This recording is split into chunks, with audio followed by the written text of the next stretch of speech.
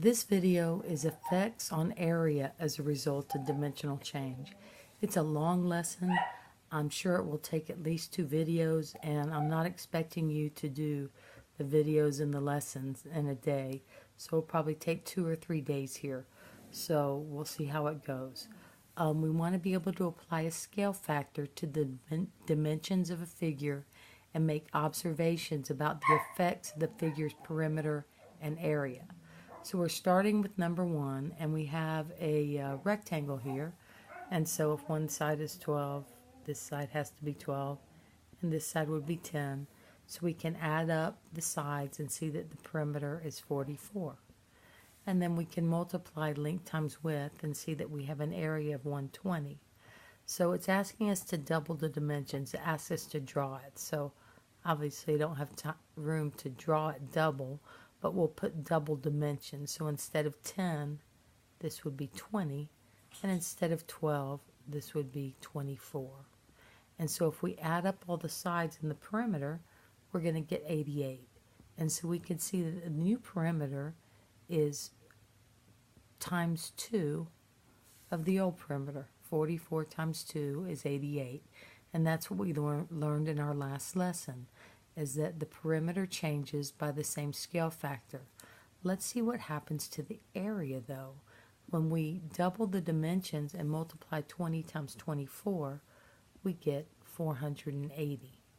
And so if you're not sure, you can take 480 and divide by 120, and you see that that changed by 4.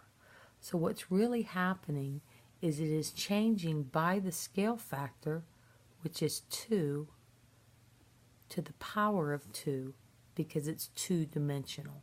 So it's going to be multiplied by 2 to the power of 2, which is 4. Okay, let's look at the next one. Here we have a triangle. And so if we use Pythagorean theorem, we can see that the missing dimension over here would be 6. And so if we add up all the sides, the perimeter would be 24. So again, what happens to the area? Well, area is base times height divided by 2, or 8 times 6 divided by 2, and that is also 24.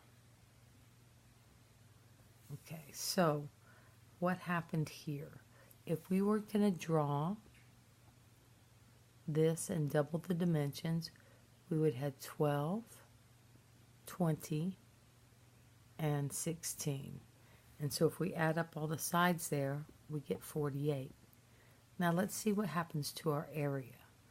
Okay, so the area is going to be base times height, or 16 times 12 divided by 2, and that is 96.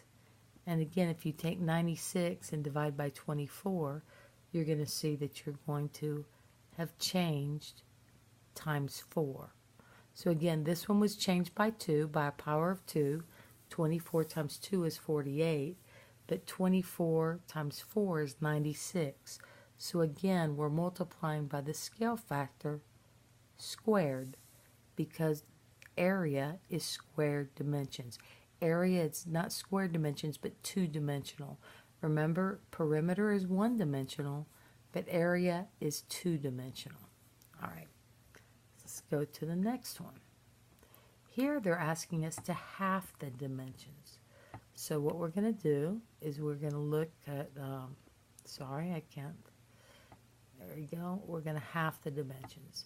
So in our original one, these are the same pictures. We have a rectangle, and the perimeter is 44.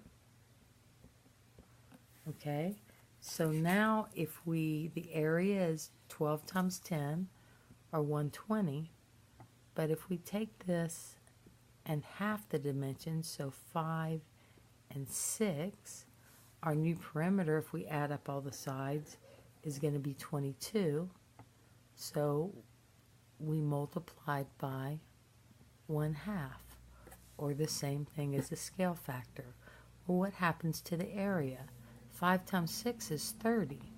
So if you take 120 and divide by 30, or the opposite way, 30 and divide by 120, you're going to see that this is going to be times 1/4. Or again, the scale factor, 1/2 to the power of 2, which is 1/4. All right, let's look at one more. Again, we have the triangle, so this would be 6 over here. And our perimeter of the triangle was 12. And our area is base times height divided by 2, which is 24. Okay, and so let's see. This isn't right. That's not 12. Saw a mistake. That's 18. That's also the perimeter is 24. Okay. So now we're going to draw another one, and we're going to half the dimensions, and maybe you already know what's going to happen. This is going to be 3. This is 5. This is 4. If we add 5, 4, and 3, we get 12. So again, we halved. The new perimeter is half of the old perimeter. Well, the area now, base times height, 4 times 3 divided by 2 is going to be 6. And so to go from 24 to 6, that is a factor of 1/4, or again, we're multiplying by the scale factor to the power of 2, which is 1/4.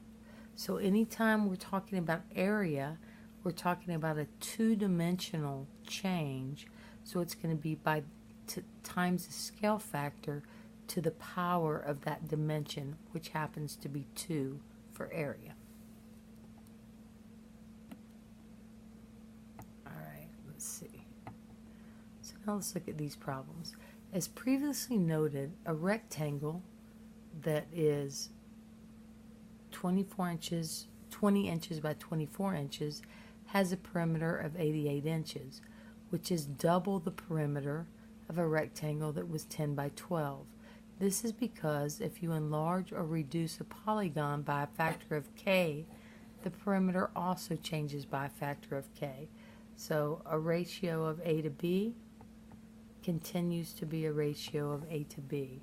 Whatever the scale factor is, you're just going to multiply by that scale factor. Okay, so let's look at example 1. All right. Jorge and Luis are each building a square deck in their backyard. So let's draw 2 squares.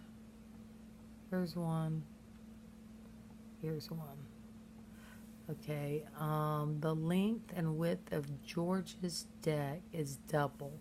So this would be Jorge or George, and this would be Luis, because his is double. How does doubling the length and width of the square affect the perimeter of the square? So here we're talking about perimeter.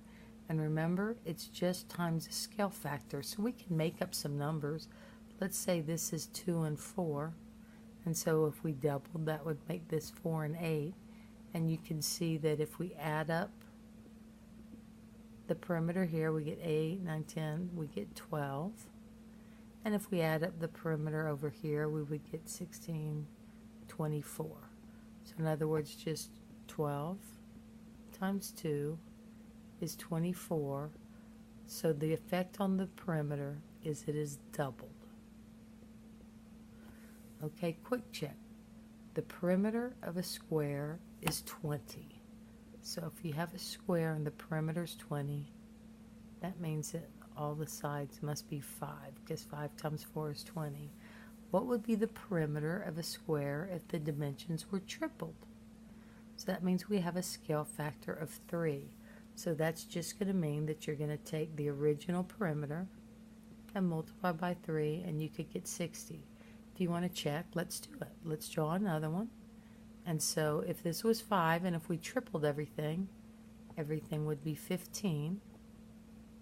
And if you add up 15 4 times, or 15 times 4, you'll get 60.